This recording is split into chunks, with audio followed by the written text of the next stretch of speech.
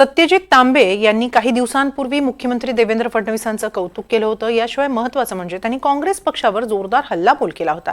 यालाच बाळासाहेब थोरात यांनी जोरदार प्रत्युत्तर दिलंय। सत्यजित तांबे यांचं बोलणं बालिशपणाचं आहे, आपल्यासाठी काही केलं असेल त्याचं ऋण लक्षात ठेवायचं असतं, असा सल्ला बाळासाहेब थोरात यांनी आपल्या भाच्याला दिलाय।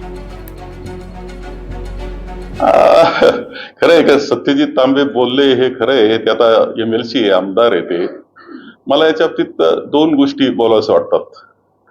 एक तर आपल्या जीवनामध्ये ज्यांनी काही आपल्याकरता केलेलं आहे त्यांचं ऋण कायम लक्षात ठेवलं पाहिजे, नका बोलू तुम्ही, तर लक्षात ठेवलं पाहिजे। काँग्रेसचं योगदान सत्यजित करता सुद्धा खूप चांगलं राहिलेलं आहे।